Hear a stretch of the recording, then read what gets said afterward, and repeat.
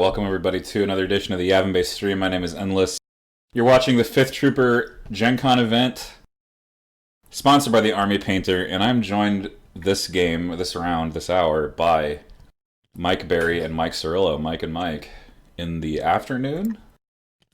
Yeah, I guess we're not Mike and Mike in the morning anymore, right? Yeah, unfortunately. Mike in the afternoon. We were Mike and Mike for the entire day yesterday, so there we go. Pleasure to be here today. After last round, we're down to 4 players left in this tournament. We started with 64 on Saturday morning, and we are down to just 4 remaining now. Yeah, and awesomely enough, we are in the top 4, and every faction in the game is represented, which I think is just absolutely fantastic. So, Mike, I think you're our relevant clone player here. Do you want to walk us through what JJ's Juggernaut has brought for the semifinals here? Yeah, totally. So he has Clone Captain Rex with aggressive tactics and recon intel, which is pretty much the standard clone fare nowadays. He's got a naked R2-D2, so just there for that secret mission and extra activation padding, though his repair action may come in handy this game, as we'll see in a moment. He has 2 Phase 2 troopers with Z6s and Overwatch there to share those standby tokens, but he's only got 2 of them. He's got 2 more Phase 2s with offensive push, clearly there for that take that clanker's turn, making sure that he can get that range 4 shot along with a move. And then he's got 2 Phase 1 clone troopers there to share some tokens and stuff. And the big daddy on top of it all, we have the TX-130 Saber class fighter tank with a veteran clone pilot, high energy shells, and HQ uplink. This is definitely the signature piece in this army, and I imagine he's been using it to quite good effect based on the fact that he's here in the semifinals. This tank build is an absolute monster. It has a ton of flexibility. It shares tokens with the rest of the clone army, which means it attaches to their best feature. And it also has 9 dice at range 4 with critical 2. And it's brutal. It's a really, really brutal build. It's actually, this list I'm kind of rooting for today because it was the exact one I was taking to Worlds had it happened. Let's segue into Eric's list here, R1H4. He is bringing Iden Versio with her loadout option. It appears he's going to be running situational awareness, ascension cables, and offensive push. He has decided to bring along her trusty ID-10 Seeker Droid, equipped with a shield token and an HQ uplink. He has General Veers for some additional support with strict orders and aggressive tactics. And as you'll see in a split second, that is definitely going to come into play because R1 does have 3 Shore Trooper units, all equipped with T-21B heavy weapon, comms techs, and HQ uplinks. So they are going to be throwing about 9 dice with a surge token, critical 1, and quite a few aims to back them up. In addition to that, he's got 3 relatively inexpensive DF-90 mortar troopers for that range 4 critical suppressive punch. And he rounds out the list with 3 sniper teams with that range 5 pierce to chew through the clones, because unfortunately for JJ, he does not have any impervious units on the other side. So what does R1's list round out to? I don't actually know off the top of my head. I'm going to have to look it up in the TTO real quick. I'll find that out. Okay. I want to say 790, but I could be wrong. That's fair. I'm just looking at the points in TTS are a little bit skewed because he's put his loadout options in here too, so it's counting them. It's saying that he's got 920 points. Right. It always throws me for a loop when I see that. Yeah. It is 794. 794. So this is actually really cool because this is sort of where I thought Imperials were going to land in Invader League Season 5 on something like this list. I think it's very good, very toolsy. Shore Troopers are amazing. Iden is amazing. Veers has got great action economy. I don't know. What do you guys think? I just think it's highly economical, and the fact that you can take 40 points of uplinks and still have a bid is pretty astounding. Yeah, one thing that R1 does a little bit differently than some other players is Iden actually does not have her weapon with her. there is no repeater or sniper rifle option. So he ended up taking the extra uplink Shore over her repeater instead of just taking a standard T21 Shore. It looks like we're on Sabotage the Moisture Evaporators, Advanced Positions, Fortified Positions. We've just got all the positions. And it's VAPS. Like, this seems pretty good. He can kind of sink his objectives back in his deployment zone, kind of sit behind a bunch of heavy covered barricades and wait for these clones to come to him. He's also got red defense dice to bail him out, so that take that Clanker's Alpha Strike this turn, or when it does come, is not going to be as effective because he's got the better defense dice with the surge tokens from AT behind him. For sure, yeah. I'm a little bit concerned at the way that R1 is deploying, in that I think what JJ's tact is going to be is to basically take R2 up the kind of right side of JJ's deployment and maybe hop him over that building and just kind of like go for the R2 score at the end of the game.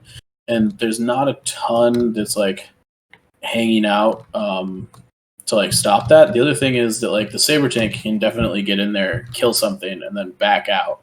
I think with a pretty reasonable survivability rate.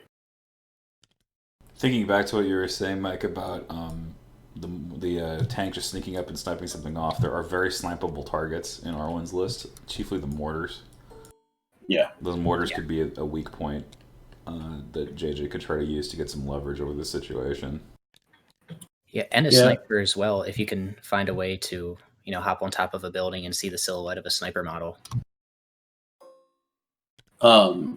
I do think that the mortars that he's deployed thus far are pretty well tucked, so that they're at least going to take some return fire. But, with the tank basically having 3-up saves against non-piercing guns, like, don't get me wrong, Critical 1 on R1's army is really good.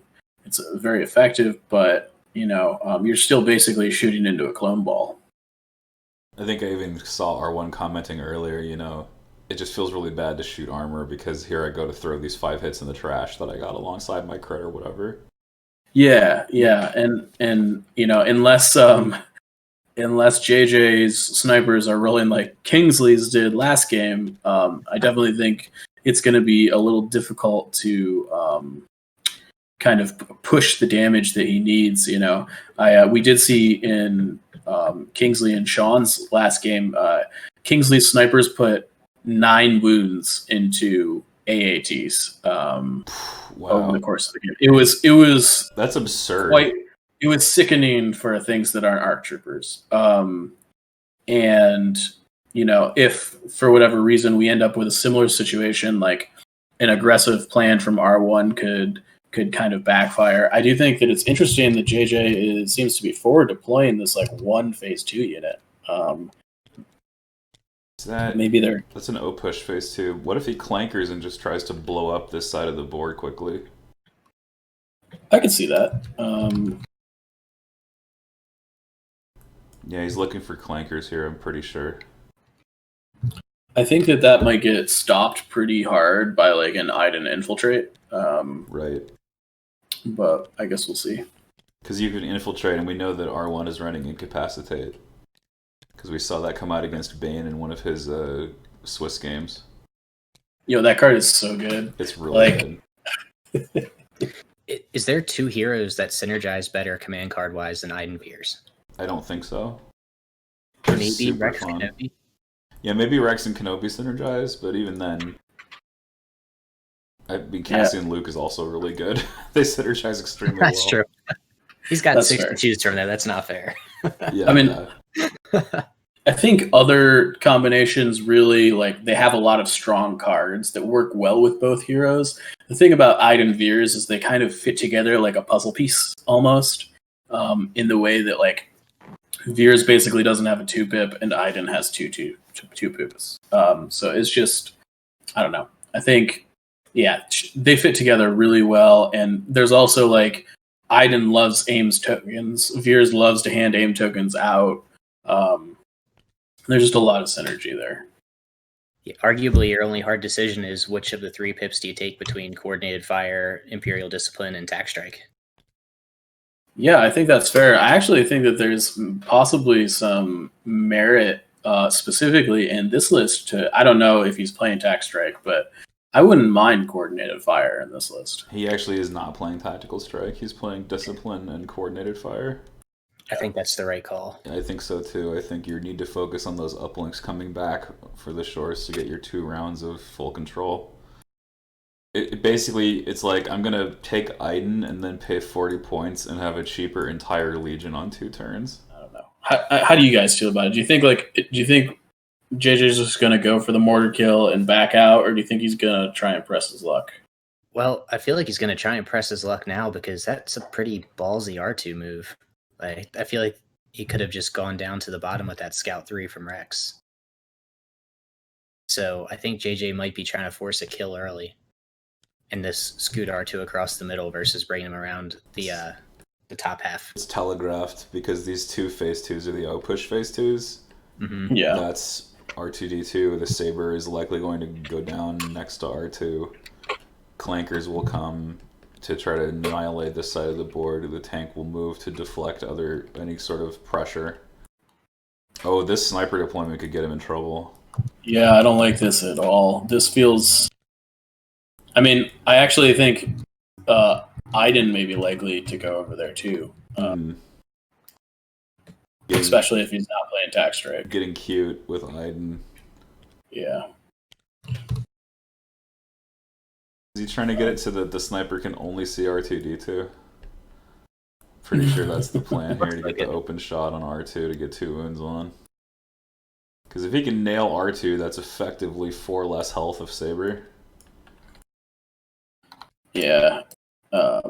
Which is worth noting that R2 is like such an efficient rate for healing the Saber tank, you know. It's actually quite amazing how good he is at that role. Scout 3 is also pretty good when you can spread it to 2 other units, like we're about to see here. Yeah, advanced position and Rex's. Well, actually, is that how it works? Because scouting party should only be Rex's inherent scout value, right? Well, I believe advanced positions is keyworded so that each trooper unit during the deploy unit step gains scout 1. It gains it, so, and then it stacks. Yeah. So it's actually 3 speed on advanced position with scouting party. Yeah.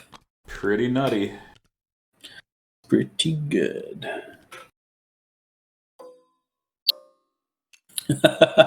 Man, I wish my phase 2s always moved speed 3. Well, that'd be good. You can buy Rebels and play Mandalorians pretty soon, and you'll have something similar.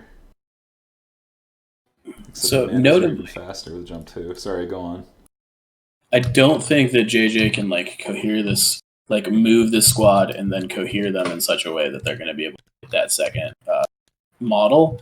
But I think he can pin them in there pretty easily, and then just kill them at.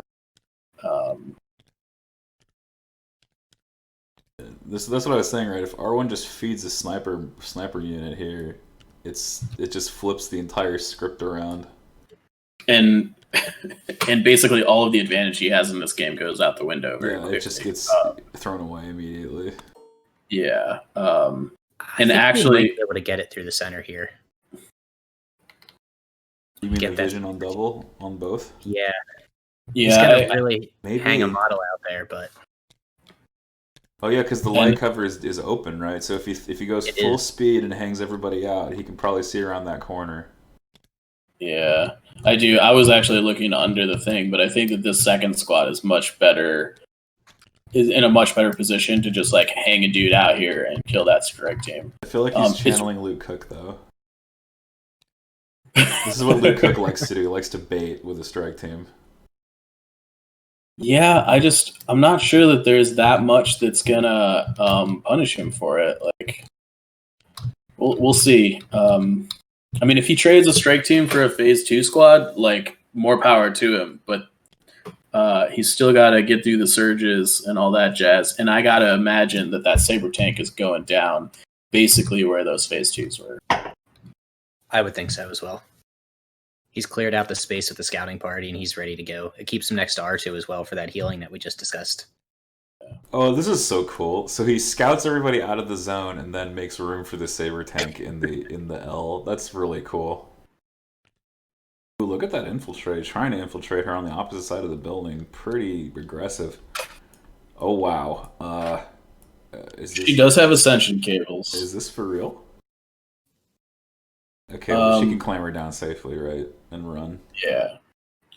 I mean, I'm not sure I'm totally in for this. I do think like putting her, like if he can get her on top of the building next to that maroon archway, I think that would be pretty close to optimal, but sort of unclear if that's the thing that's going to be able to happen. I mean, Iden is like Imperial Sabine, right? She's got the 2 recovers.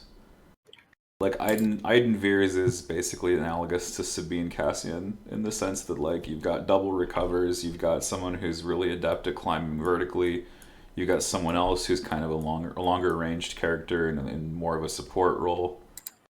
Cassian, of course, is better than Veers just in combat, generally speaking, but that's kind of the equivalent there.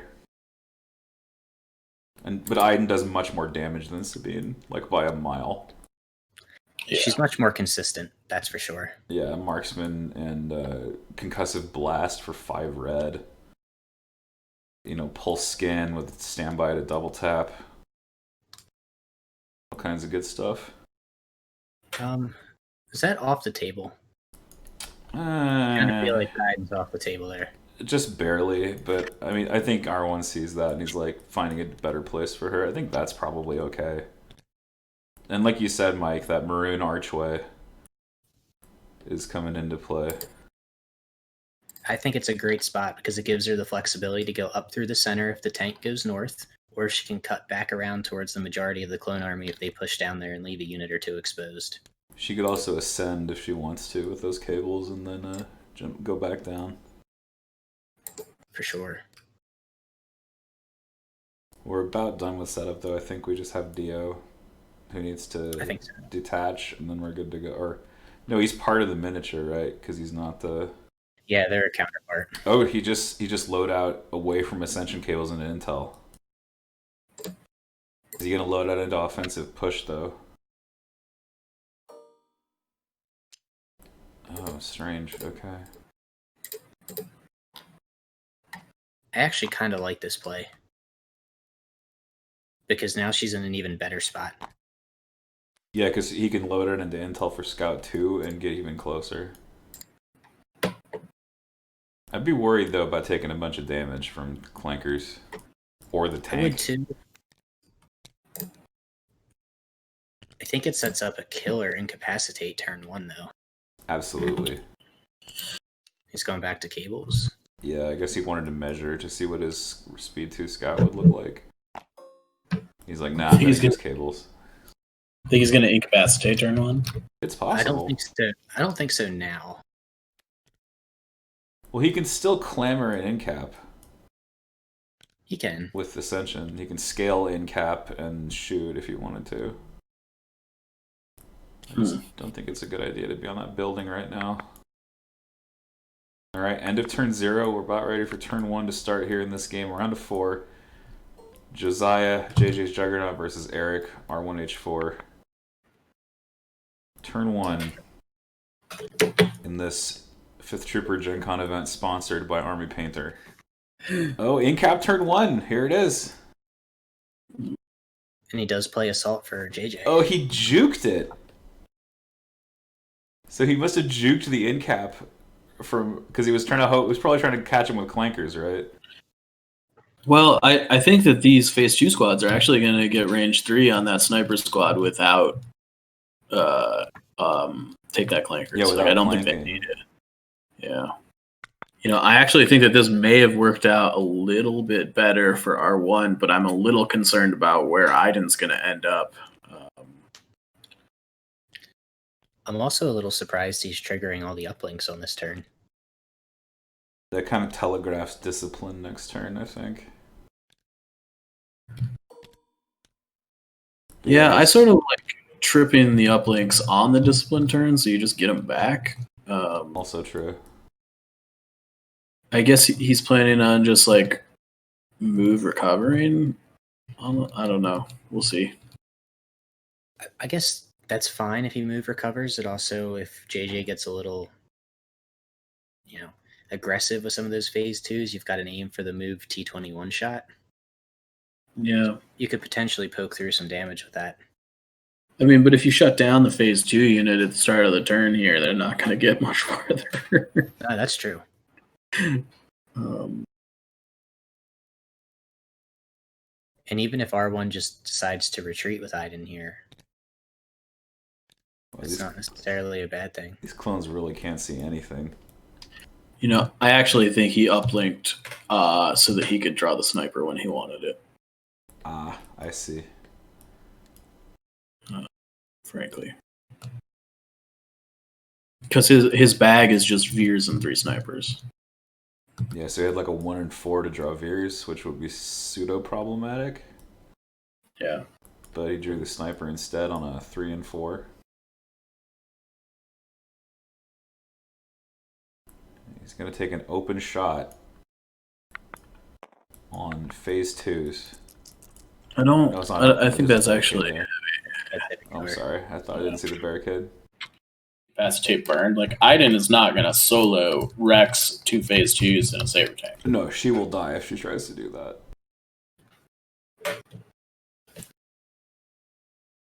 She is not Vader. Well, Vader kind of dies that way too. Hey now. Let's hey now. JJ also has perfect activation control this turn by having the 6 core units out on the table with assault. Yeah, that's very true. It does. He's going to get a shot on Iden here.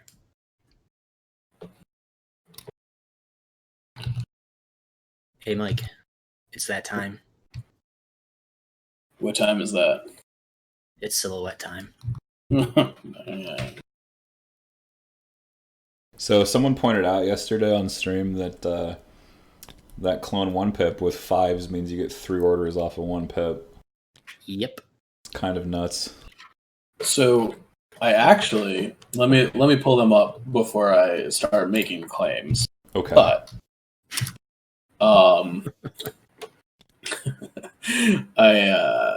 Heroes and Legends. Is that where they are? Oh, they're not even in that preview. They're probably in. All right, let me pull it up because the text on these cards reads. So synchronized offensive. After a friendly vehicle unit is issued an order, that clause specifically makes it so that synchronized offensive, if you have 2 saber tanks and one of them has an uplink, you can give an order to one and uplink another one, and then they both give an order to another clone trooper. That's disgusting. That is correct. And the I believe the separatist one. Did we see a separatist one? I don't remember. We did, and they have basically the same text. Yeah, I believe the clause was basically the same. So like for 10 points, you get like 4 orders off of 1 pip. So that seems good. When do we get a command card pack for the Civil War factions? I would like to take that instead of covert observation. I mean, coordinated fire is pretty good. So no, it is. With the 3 pip's good. With that shot being a whiff, do you just like gut them with Iden? Well, so we talked earlier about him picking off an exposed clone trooper. There's a pretty good chance he could pick this Z6. I mean, I sort of like closing to range 1 and just throwing 10 dice at him, or 6 dice at him. Also true.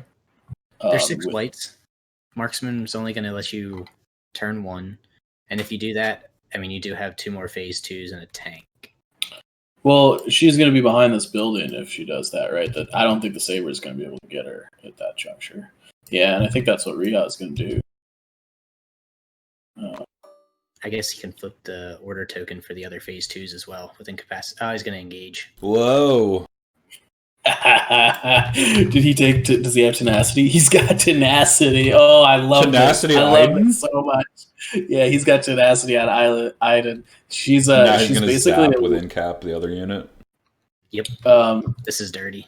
Yeah, so she's basically like a lightsaber in melee that doesn't have pierce with tenacity. It's pretty gross. That's Yeah, disgusting. she's only 2 reds right now. Well, Oh, she's and 2 reds plus Dio. 3 white. She's got Dio. Yeah, 2 reds right? and Dio, and then once she takes a wound, she hits as hard as a dewback. Yeah. So, Which means instead of turning the shield each time you take the wound, trigger tenacity, and you're still just as good. Yeah, and it also means that like she can like pretty freely quick thinking like melee and get, you know, the dodge for nimble and all that jazz. This is super aggressive, but I absolutely love it. It makes it so that like the saber tank can't do anything. She's completely safe this turn. You know, JJ's lost his second offensive push phase 2 squad, and when it comes to take that clankers, like his squad's engaged in melee with no way out. It makes me super excited for. I think they said on stream we're going to get the Inferno Squad spoilers on Wednesday to see if maybe like a close range Iden build like this is going to have some more play if she's got a different unit supporting her. I mean, I think tenacity Iden is just it's a thing, and people are going to have to just like get over the fact that she may have a gun, but she's also got a lightsaber. Flourish made a really good point in chat just now that like now that she's in melee, if she plays pulse scan and is still in melee when she takes a standby, it can't be removed because there's no suppressive melee. And there's no Jedi mind trick. Yeah, so she just is gonna get a double tap no matter what in that situation.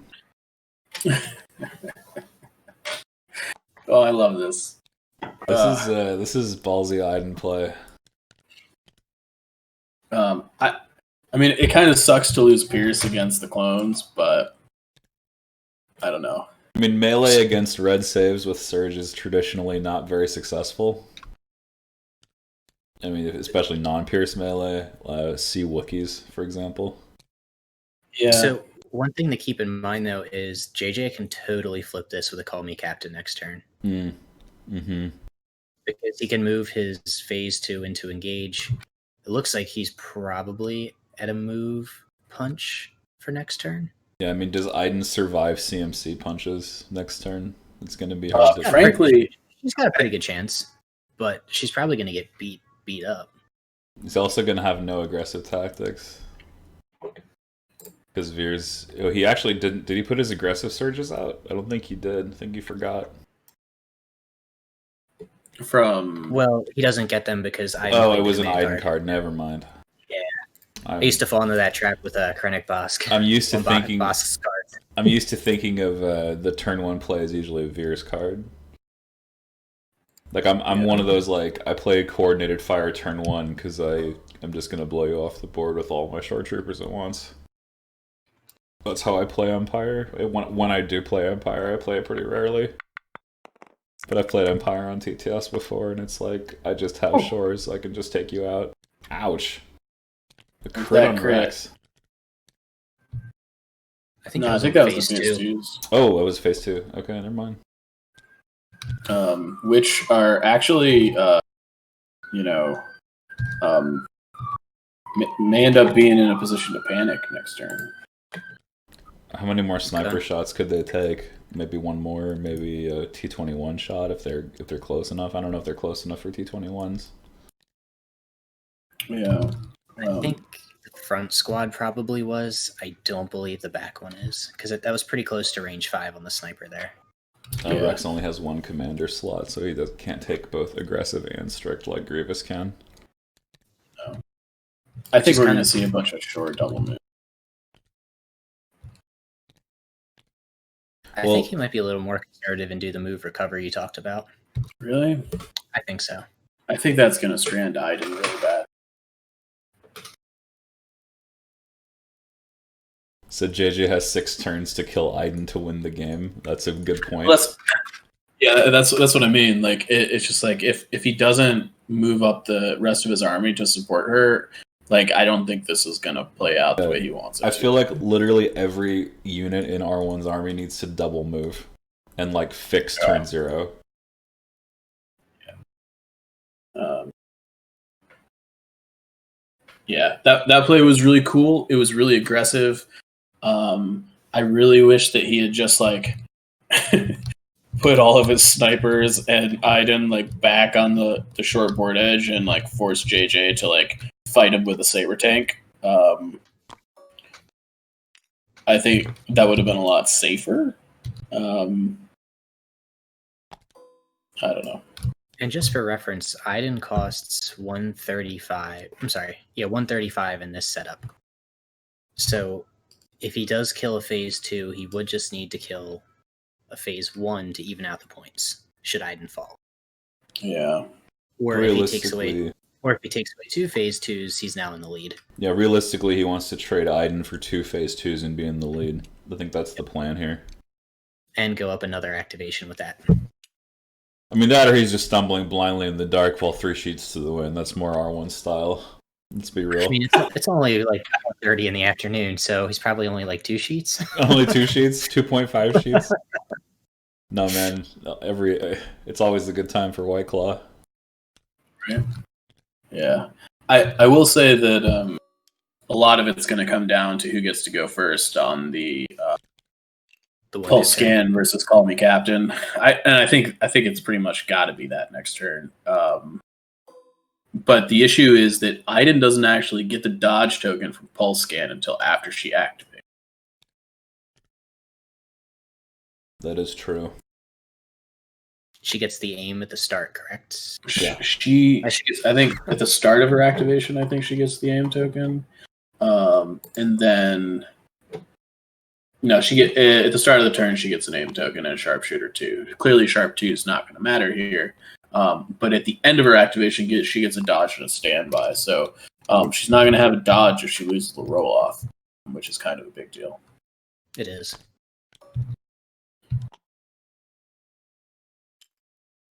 Look at this mortar cowering in the corner. I mean, the saber tank is just looking to eat it. You know? Please don't kill me, saber tank.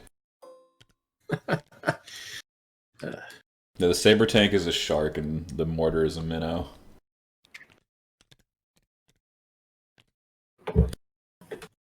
He even travels in a school of 3 other mortars. Mm-hmm. Barnacles attached to the ass of a shore trooper.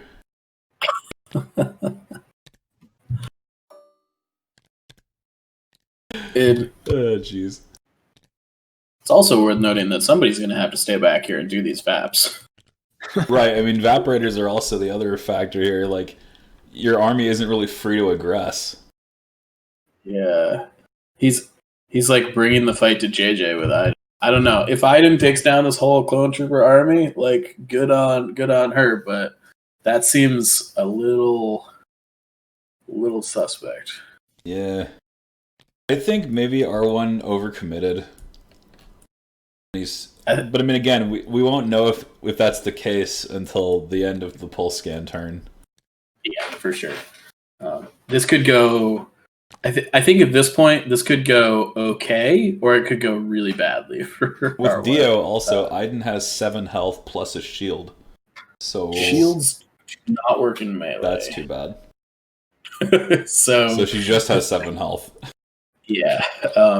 I would be feeling a lot better about this if she had a shield and she could like recover in the middle of her turn to like get back or something like that. But right,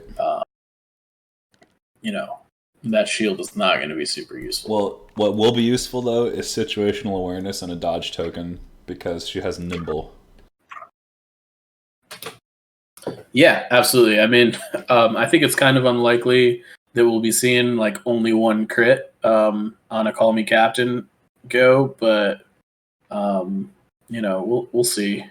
It's worth noting that she's really only got to fade what is likely 2 melee attacks backed up by Call Me Captain, and it's going to be what somewhere in the range of like, let's assume that both of them are 5 black, 3 red, and they won't have surge to crit. They essentially will though, because there's 4 phase 2s plus Rex's order, so there's going to be 5 surge tokens. Yeah, there's going to be surge tokens. So they surge to hit. So the expected output of that attack is going to be 21 plus 20. So is basically expected output is 5 hits per attack. So she should be taking 10. A dodge token will knock that down to 8 with nimble. So theoretically, if things go statistically average, she should only take 4 wounds. And that implies that she isn't able to, wipe out a couple clone troopers first. Right. That assumes that her attack. That also assumes she goes first. If she doesn't go first, she should on average take about 5 wounds from the Call Me Captain play, which she still should technically be alive, but the dice may have something to say about that. I think I'm the most curious about what JJ's going to do with the tank in the meantime. Because I think this is JJ's opportunity to go just drive his tank past Iden and just like find something weak to chew on. I'll be honest, I fully expect the tank to go along the northern card and kind of use this wall. What do they call it? The shrine wall is a little bit of cover from the side, from the shores coming all the way down from the blue corner. Yeah, this is because definitely. He doesn't want to further risk a displacement on his green phase 2s. Because if he does pin himself into a corner, they're already down a model, they're already at 4 suppression, and that's just going to escalate that problem. Between the shrine wall and the urban dwelling, this hut-looking thing, those weak points are very well shielded. Yes. The saber tank does want to play like the occupier, where it drives into a corridor to protect its sides.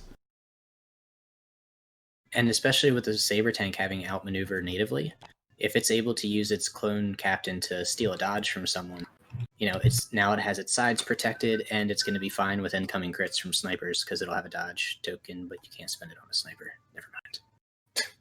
I forgot about high velocity on these guys. High velocity is so good. Yes. Did we rant about that today, or is that yesterday, Mike? I think it was today. High velocity obliterating tauntauns. Surprisingly, no.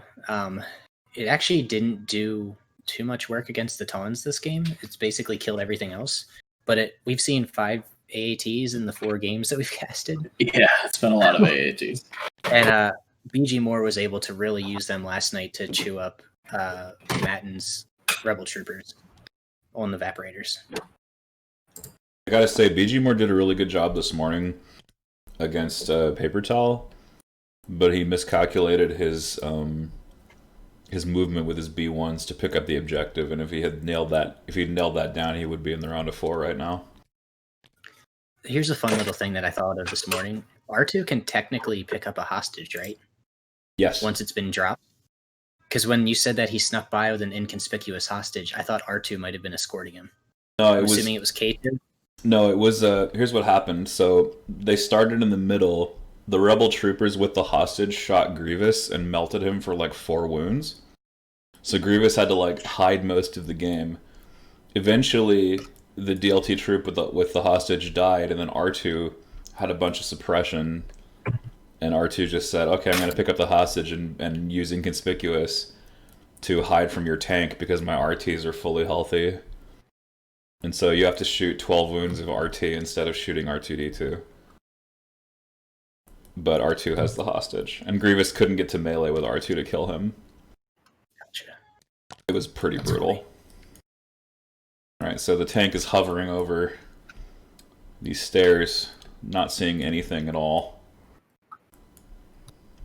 It's just not far enough up the board yet. I actually think I prefer his first move onto the top of the shrine wall. Yeah, same. More visibility, but he exposes his sides to the guys in the corridor here. Yeah, the weak point sides on this thing is it's real. It's pretty clear that you're supposed to be strafing with this thing most of the time. Yeah. Because of that. but it's not. Like, theoretically, you would put the tank in a place where it could strafe back and forth across this wall and see things, but the Imperials just aren't there. For now. For now, yeah. If they push up, they certainly will be. Yeah, and it definitely feels bad to have to burn, a 200-point activation just like moving and dodging. That's the trouble with 9-axe versus 11 is that your big hitter doesn't get to where it needs to be. If your home run batter strikes out, you're kind of up a creek. Especially when it's a quasi 8-axe for the first turn with Incapacitate. Right. It's actually 8 because we can cap. That's a very good point.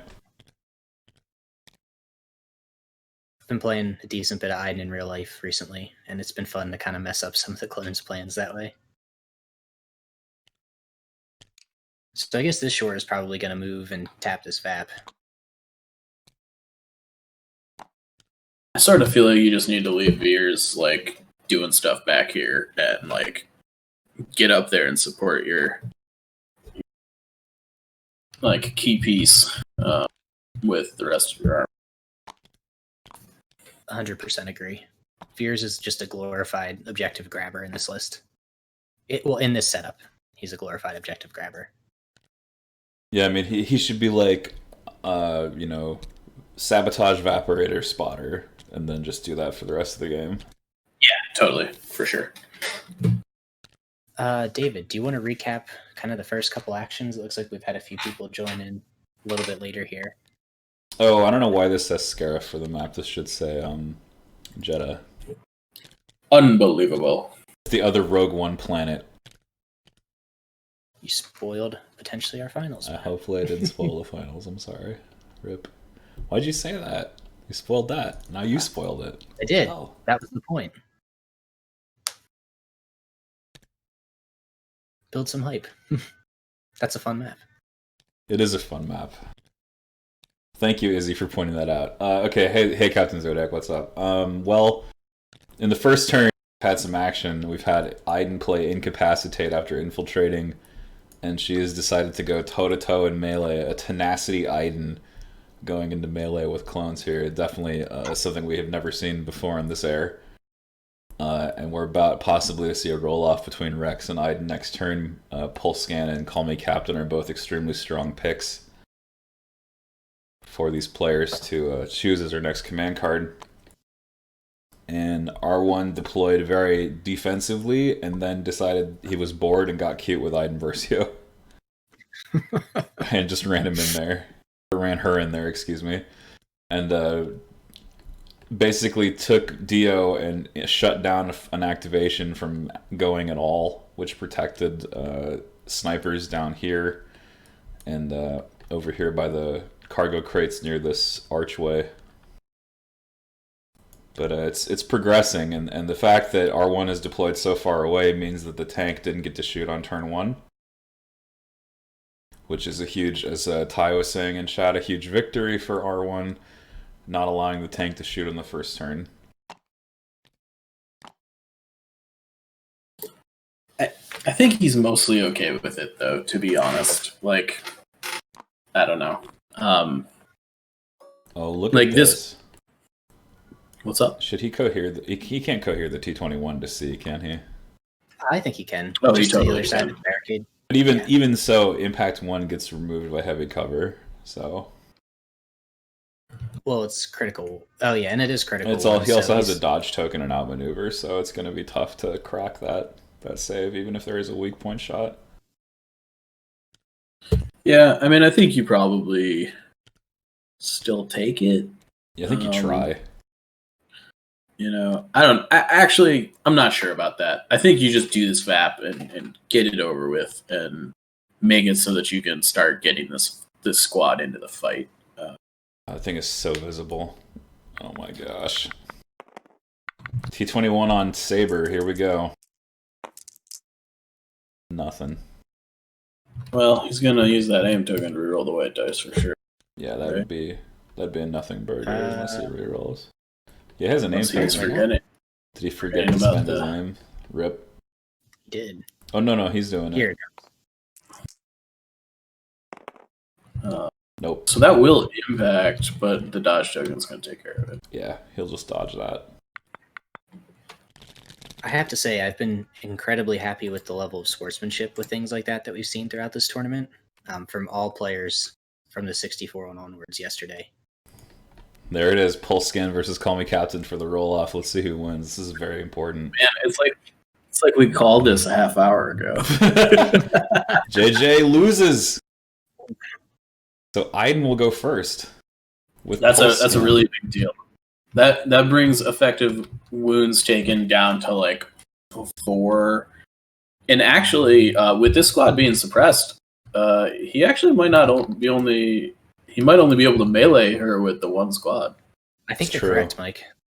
Which is kind of a big deal. Also, a really nice turn to drop the HQ uplink on the Saber tank. You don't want an early pull of that here, especially with a higher priority card. Yeah, that Saber needs to go last, 100%. I am a little bit concerned that he's just going to withdraw out of that combat. JJ? Yeah. Yeah, I think that's probably a decent move. Yeah, seeing this and seeing Aiden go first, you shouldn't even punch. You just withdraw, and then Rex will just continue to fire support chain with everyone else. He's going to fire support a Saber tank. Or he can fire support the Saber, true. Does the Saber have arc on Aiden? It does. It does. He lined it up last turn. He lined it up the following turn. Wow. So JJ wants to pull a core first, withdraw. She will get a standby move, though. Yeah, she'll standby move and just go back into melee. So I actually think... Yeah, the standby is what's going to make that... It's killer, yeah. Yeah. Wait, R1 drew. He didn't go with her first. He drew. Now that it's becoming apparent that... Yeah, I think that's okay. I think it's all right. I mean, he knows that he's going first and he has the advantage there, especially with all the suppression on that phase 2. I think it's fine to kind of let Aiden chill there and make the moves that you want to. Because you can potentially get this T21 out of there so that the Saber tank doesn't scope it.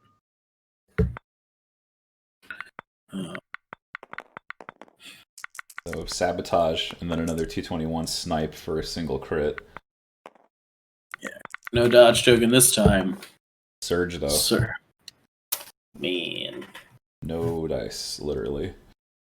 I kind of like JJ's play to put one of each token next to his command cards for easy copy paste. I don't hate that. I might have to steal that. Does the Saber tank have Jedi Mind Trick? Not yet.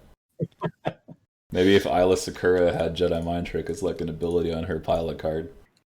That'd be pretty cool. That'd be pretty cool. So if he withdraws here, there's actually the potential that Aiden takes no damage this turn, right? Yes, because she'll just walk back into melee. Yeah. Oh, and David, I just realized you have a running clock on your stream. I do. Thank you very much. I don't have to flip back to TTO. Yeah, I do have a countdown timer running. I'm very proud of myself. I downloaded Snaz all by myself, and I synced it up all by myself. I'm a big boy. Yeah. Dodge standby or aim standby. Yeah. The counter plays. Hey, if you stand by, I'm gonna stand by. And I actually think that this is where things are gonna get very complicated. Is that eventually Aiden's gonna have to go, and I guess maybe you just pass if he's just taking a bunch of standbys. I don't know. I guess. It's worth noting that if you pass, she still gets a dodge and a standby token at the end of it. Right, so, she can do it without tripping any standby. Yeah. How do you guys feel about that interaction as a whole? Just as a quick side tangent. Which interaction? The fact that you can pass your turn and nothing happens. I kind of flip-flop on it, because some days I think it's a pretty neat idea because it does help prevent some abusive plays, but it also enables some others as well. And I don't particularly care for doing nothing, if that makes sense. Yeah, I mean, I get where you're coming from. I think it's hard to say because, like, right now, like, with how these clone balls work with standby sharing and everything, I just think it's absolutely brutal. And I think in some situations, if your opponents were forced to take an action in a lot of situations, I think it's actually like much more oppressive than it would be presently. All right. Suppressed clones that were previously incapacitated are like, I'm out of here, man. Yeah. I'm not gonna let Iden withdraw into me. You're also walking away from at least one of the T-21s that can shoot him. Also true. I think one of the leaders might have had a shot there. Do keep in mind that Iden can withdraw into another melee.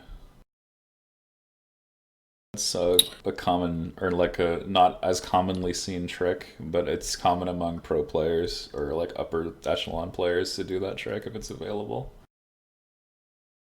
It's just one of those things you learn with experience. Here's a question I have. Sure.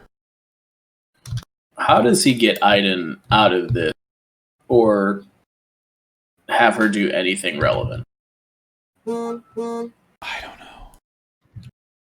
Like, I think he's in an okay spot where he can basically take no damage, but like I'm trying to figure out what he's going to be able to eventually achieve. And I'm having difficulty seeing it. Someone's phone is buzzing like heck over the mic. Oh, that's mine. Might be. It's like every time you queue up and it buzzes like bzz, bzz. It's supposed to be on silent, but it's not. Tim's like, Iden should go into to try to withdraw into melee with R2. Well, I actually that's where I was sort of headed with this conversation was like the eventuality of what he needs to be doing. Like, I do think it involves R2 dying. I'm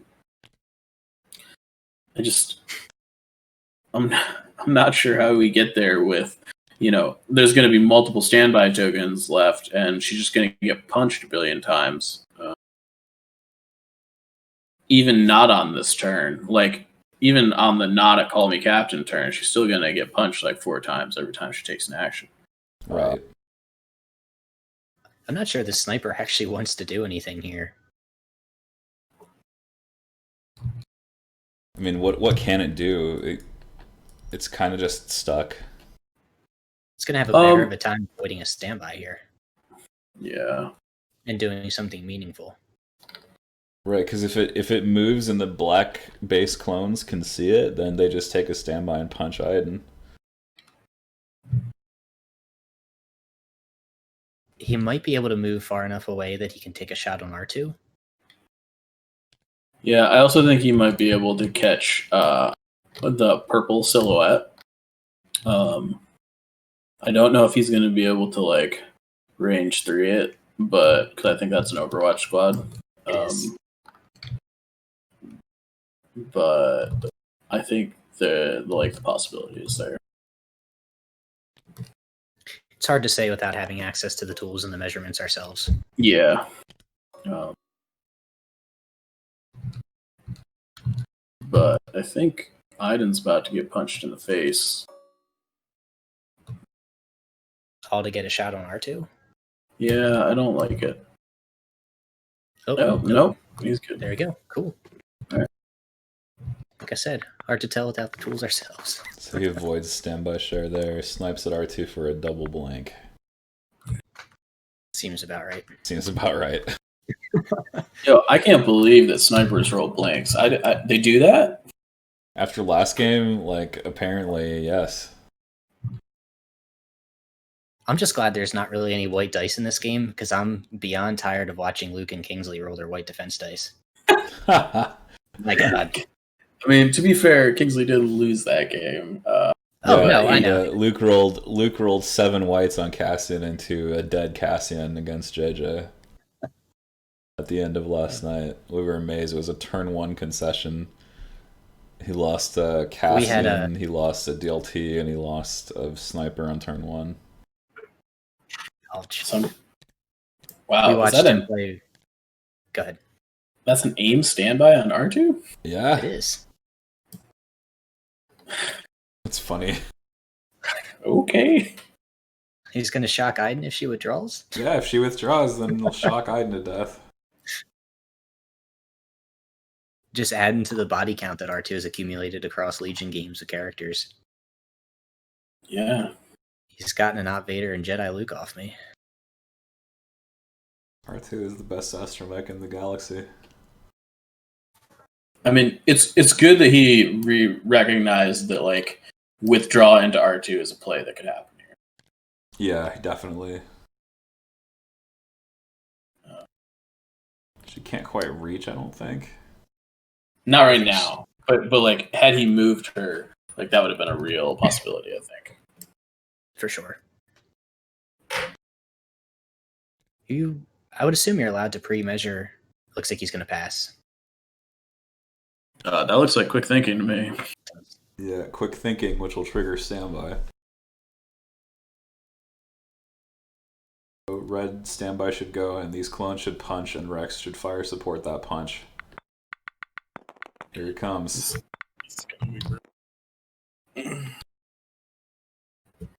This could hurt. Average is 5.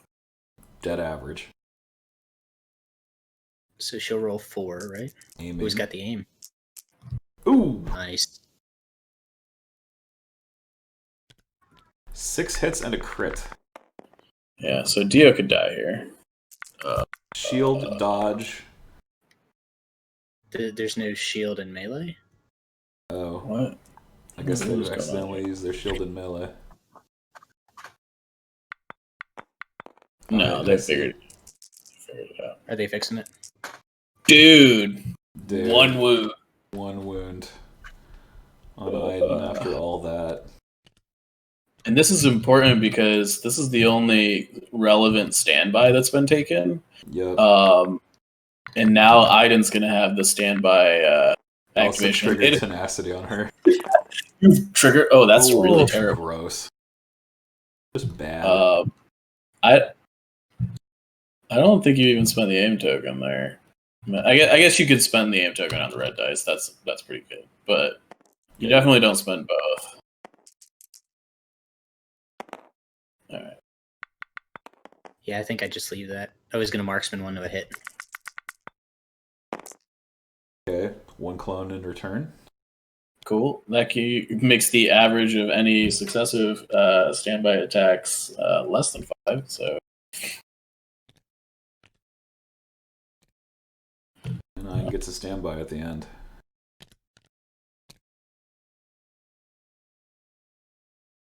Okay, and it appears she still has an aim token. Is that right? I thought he spent both. I don't think he must have spent both, right? Yeah, I'm He asking. marksman and then aimed. Yeah, Yeah, they just removed it. Okay, cool.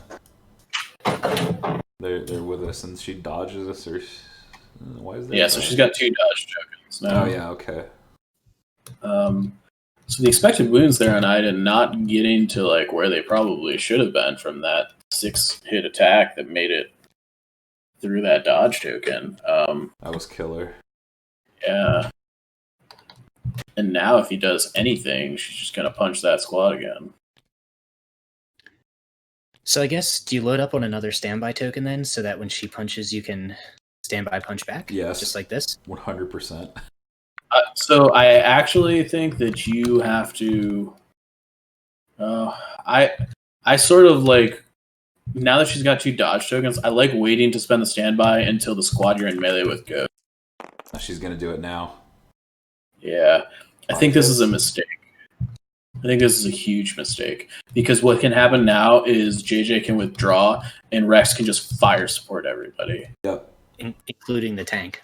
including the tank. Yeah. Whereas if you save that standby until this squad goes, there's only one attack that's gonna come through.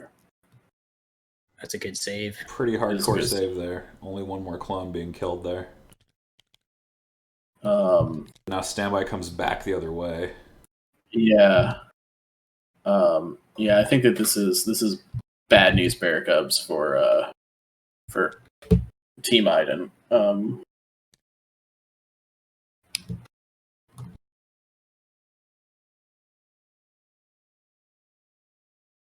think this was a critical mistake. Yeah, he needed to save that standby to keep her alive. Yeah, and I think he's actually gonna spend R2 standby too. There's no reason not to at this juncture, I think. Right, because she can't withdraw into him this turn. It's not even Because her activation's over and there's no standby. Man, I wish we got to see an R2 like shock fire supported by Rex. Yeah, that would have been money.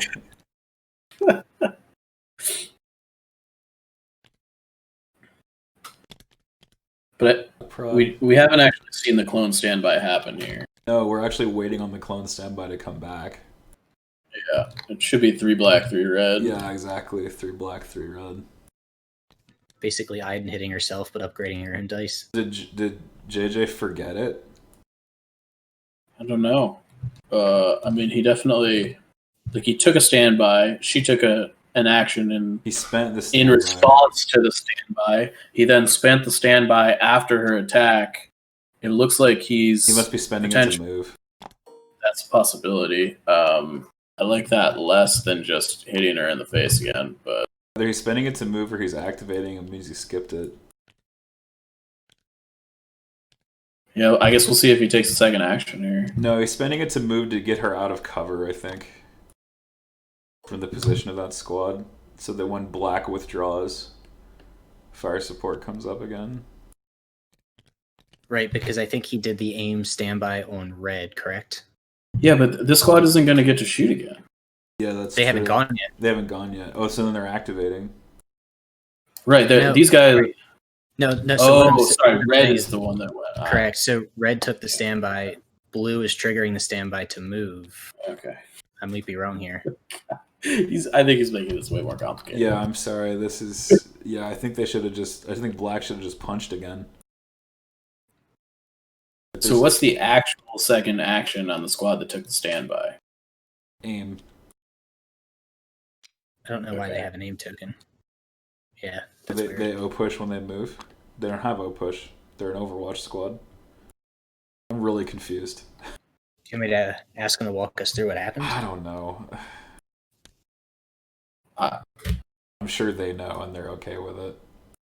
If they weren't okay with it, they'd call a judge.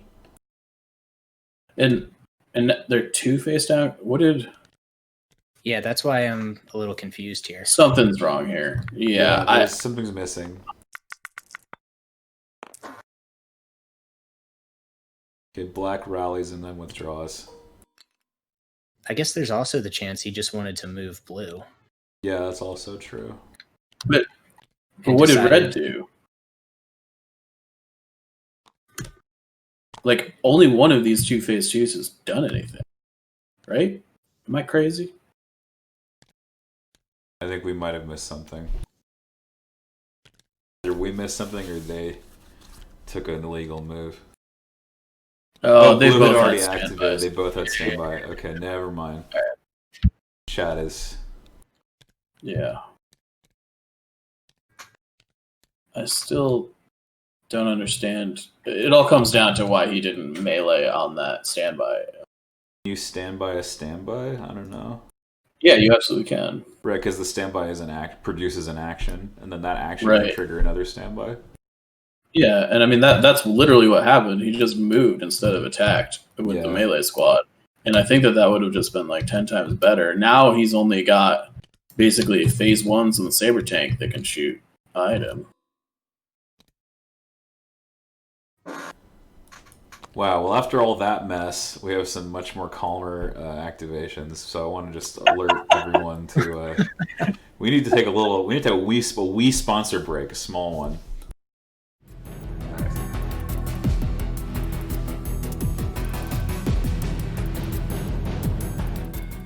Man, that was really confusing. I'm sorry that I was so confused, but I got kind of like sidetracked through like what I think is a pretty big mistake, and then went down a rabbit hole.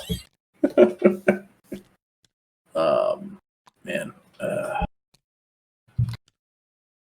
and he's not going to shoot Iden here with the phase 1s.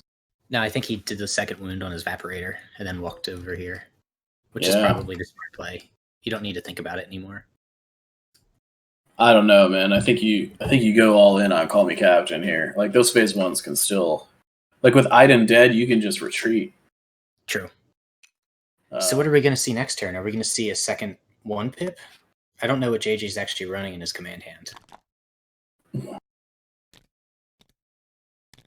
I don't know.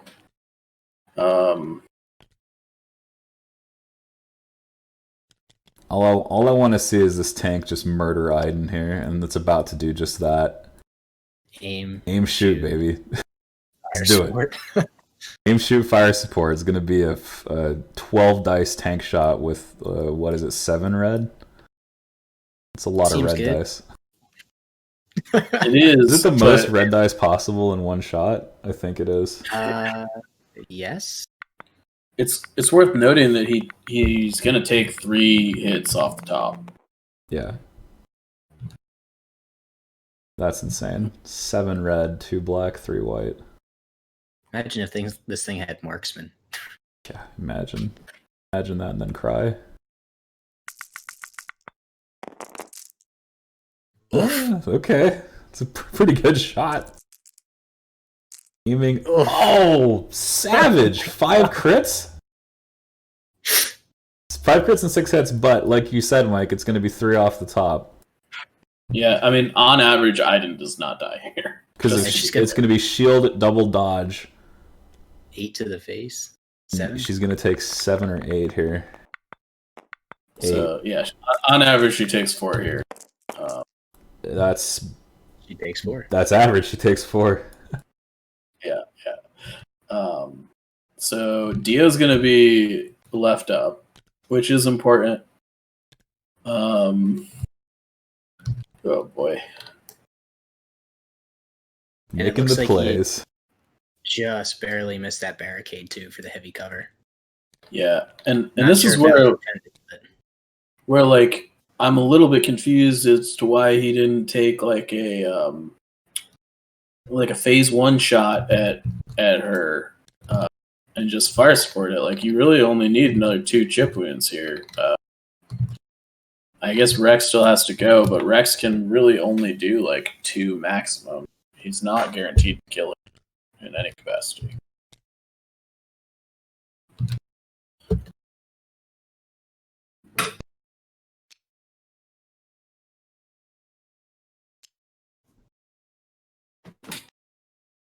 So riddle me this.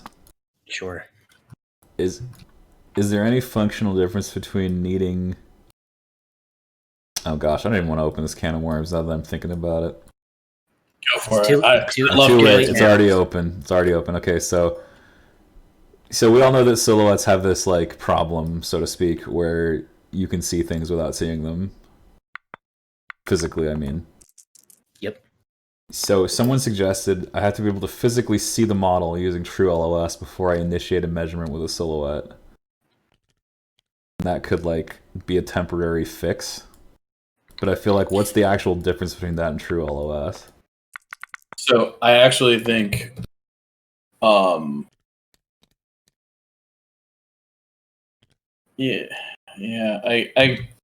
the difference is that you can't shoot Luke's lightsaber. Mm-hmm.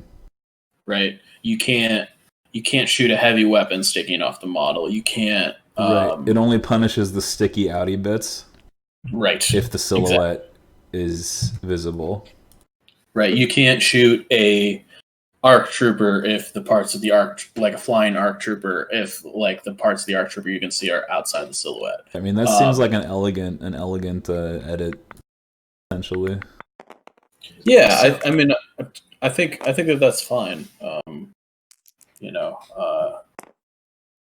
For me, at least, I think it kind of comes down to I wish it was any part of the silhouette to any part of the silhouette. If you're going to, and that should be a dead Dio, right? It's a dead Dio, yeah. So Iden has 1 wound remaining after Dio falls. And notably, that's going to make it so recoverers don't get her shields back. And actually, Iden successfully killed the 0 complete phase 1, so if she dies, she is free. That is really bad for R1. Do you just play items 2-pip here to get it out of your hand? I feel like it, yeah. I think that's correct. I mean, you could also maximum firepower an uplinker. And maximum firepower isn't horrible here. She also doesn't have the uplink because Dio's gone. Is that how that works, though? I don't think you lose keywords but not upgrades, right? Is it just keywords? I think it's keywords because you keep your uplink if your comtech dies.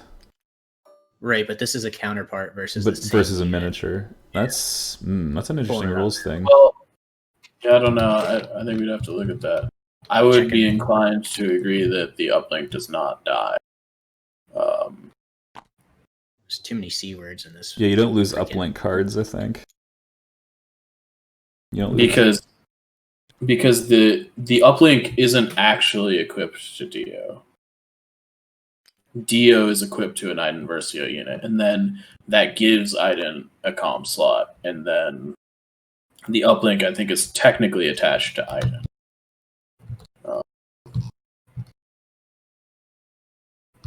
Timothy, he's saying I need to call it ID10 because it's not Dio yet. Spoiler alert. Oh, I was gonna say, is there a change? Yeah, I don't know. Yeah, I do think they don't start calling it Dio until she's. Come on, this has been out for like 5 years. Like I don't know why. Yeah, I know. Like it's 5 years. I haven't played it, but I don't really care. I watched all the cinematics on YouTube anyway. Yeah. You guys know you don't have to buy games. You can just watch all the cinematics on YouTube. So it looks like she does lose the uplink because during a game, any non-weapon upgrade cards equipped to a counterpart are usable by the combined unit unless all counterpart minis are defeated. So she does lose it. Oh wow, she does lose it. That's gross. That is really gross. That means she doesn't have an uplink right now. I think that means you have to play her 2-pip and hope you win priority. Yeah, basically. Though, I do think that JJ should probably just see that and then play ambush. Slash blast off, yeah. Or blast off, yeah. I mean, blast off is fine. You just draw from the bag, right? Yeah, I mean, literally anything you pull is going to be fine. Or you could just aim shoot with R2, you know? Yeah, I think you try for an actual pool. No, I know. You aim shoot with R2. You got to go for the style points. R2's got a bounty item. Got to get to that final, man. I do think that Iden could. I mean, she's not going to get away, but like she could do like scale quick thinking to get like heavy cover plus a dodge token. True. She could scale away. Madman points out in the chat that this is the perfect time for that vehicle 1-pip.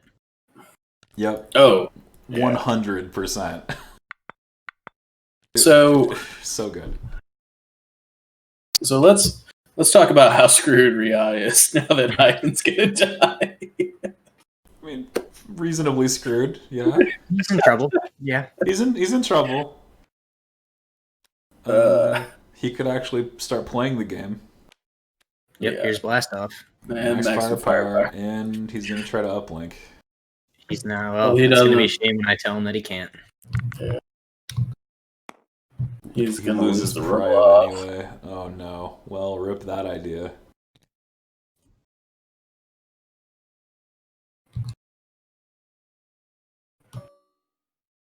R1 should just shoot her.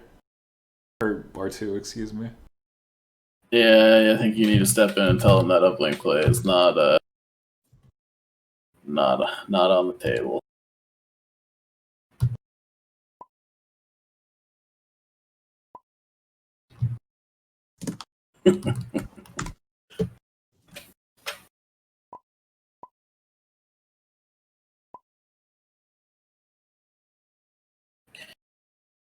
Oh, I can't say counterpart apparently. Yeah, I don't know why counterpart is edited out.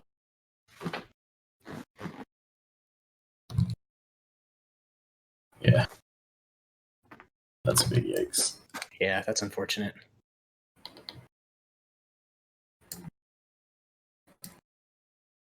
Rip Biden.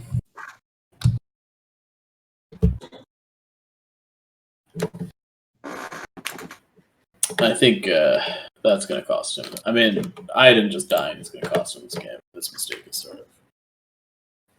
See, and this is more good sportsmanship. Players are redoing the command phase because they both had it wrong. So it's very possible they talked about it beforehand. I'm still kind of surprised JJ doesn't still drop the 1-pip. Yeah, I would have definitely dropped Blast off knowing that your opponent's almost certainly going to play Concussive Blast.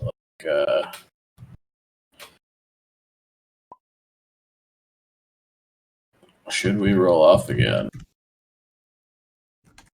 I'm going to say technically yes. You redid the phase. Yeah, and you don't want them to play like 2 pips knowing that. Right, because JJ could have conceivably played that knowing he would win priority. Yeah, and he still does win priority. Yeah, he'll still win it. Yeah. They swapped to push and then attack strike, and then Iden lost the priority anyway. Yeah, or not attack strike, concussive blast. Mm-hmm.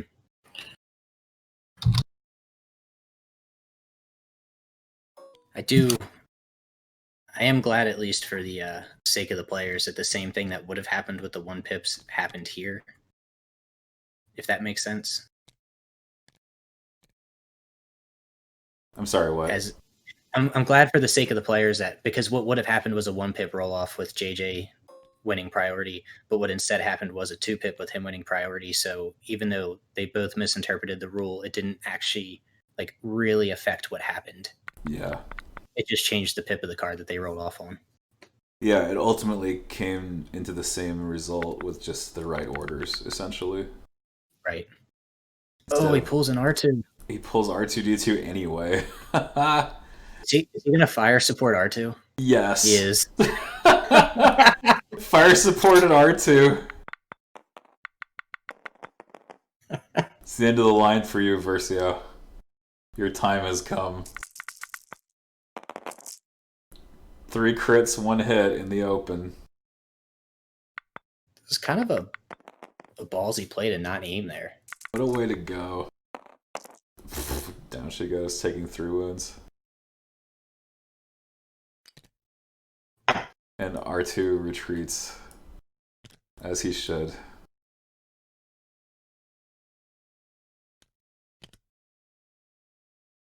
Now basically, unless R1 manages to make a really aggressive attack here and somehow come back on points, I mean, JJ kind of has this in the bag, it feels like. Yeah, and I'm not really sure how Riha can with the time that's remaining in the game. Not the clock, but the number of rounds. Because of the nature of this map, there's a lot of buildings JJ can hide behind.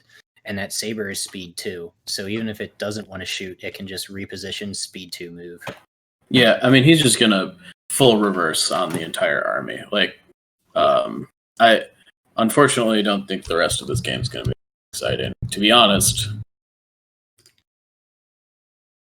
I don't want to say that Eric should concede, but I don't think Eric should concede. I think he should try to kill the saber with what he has available.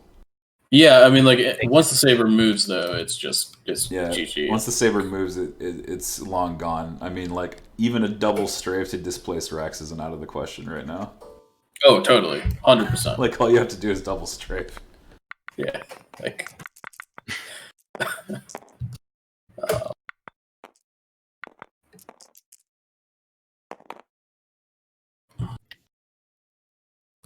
It's just really funny. It's the tank sits there until it's time to go, and then it just zooms out in one direction and takes off like a rocket. Just because what does it move? Something, I think its front actual peg moves 9 inches from where it starts. With a speed 1 and something 16 inches with a speed 2. Yeah, it's ridiculous. All right, and we'll see what JJ does here, but this thing should definitely just turn and run away. Mad Shark's I can hear Rihal laughing from here. Agree. Yeah. Cackling all the way from the Midwest. I hope someone clipped that. If not, I can go back and highlight it. He might just wait to go with Rex until to go with the Saber Tank. Like it's not like the Saber Tank's like in danger of dying, you know. Yeah, like worst case scenario, it might take like 2 wounds. Yeah, and then it comes back and gets repaired by R2. Deco says we should ban R2 until BT1 comes out to balance the factions. I actually think you should take a dodge action with these phase 2s to let the Saber steal it for like your odd crit. Yeah, I don't hate that either, but this is also a strong play. I mean, it's.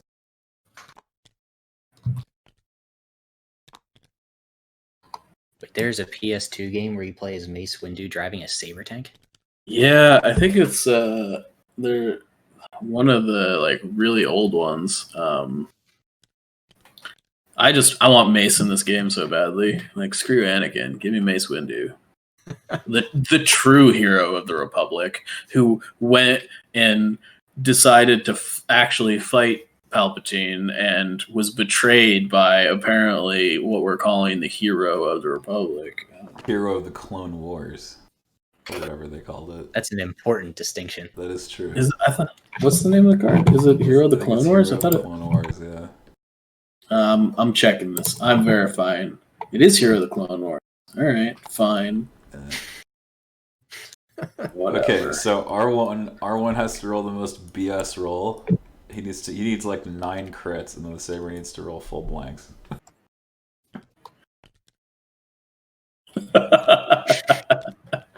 I mean, he does get Impact 1 here. It's true. Impact 1, critical 1. I mean, hey, anything could happen, right? Oh, but clearly the Saber Tank gets heavy cover from this barricade, right? Right, guys? I was just about to make that joke. Yeah.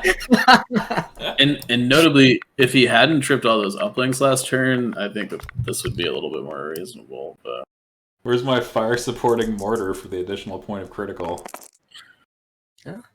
It's gonna be 3 into it. Probably 3. Well, 3 isn't 9, so 3 isn't 9, he says, and it's gonna be 1. It's gonna be very average roll there. It's looking like Clone Wars finals. AAT is like straight up nightmarish. It's really strong against rebels. Yeah, no, totally. It's like the anti-rebel right now. Even with Luke Skywalker in the picture, like double AAT can beat triple tons. Double AAT can beat all kinds of rebel lists.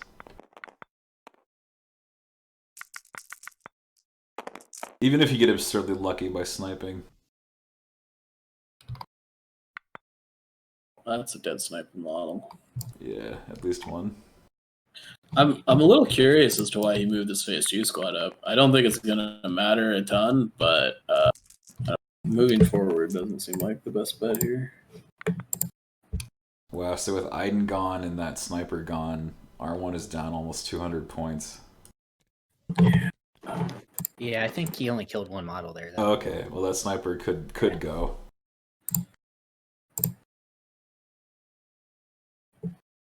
This is how it's been in JJ's games that I've watched. He like finds something and executes it, and then nothing can kill him after that. Portion of the base is inside the arc, then it's considered, legal shot. So my guess is that weak point works the same way. The unit leader just has to be in arc. So anyway, while we were doing the giveaway, a lot of motion has happened, but not a lot of significant rolling. Basically, R1 shifting his army forward, trying to get something killed before time runs out. Yeah, and I actually think I think JJ is disrespecting this a little bit. Like he continues to pull out of the bag. As this Saber Tank clearly is like just ready to leave the fray here. I don't know. I think he may actually be looking to take like a parting shot at a mortar this turn, and then like going with the Saber Tank early in the next turn and just backing out. I don't know. We'll see what ends up happening. But all right, I'm not really sure how TTS's little profanity filter works here. it's really awkward. I get stuff muted in there all the time, and it's just like whatever. But yeah, I mean, so what's the way back into this game for Eric, if there is one? I think the way back in, unfortunately, is a mistake by JJ. Yeah, I think that's he fair. might, because he's down 135 points right now. He's down more than everything in JJ's list other than a saber tank. Right. So he would need to kill 2 things. Right. And unfortunately, I'm just looking for like max firepower lanes too. I don't see anything outside of R2 that he would even be able to hit. Obviously the saber tank, but I mean, is R2 plus a phase 2 unit enough? Yes, he is. He might not be. Phase 1 and R2, right, is 126. Yeah. 35 plus 91. She's more expensive than that, right? Just barely.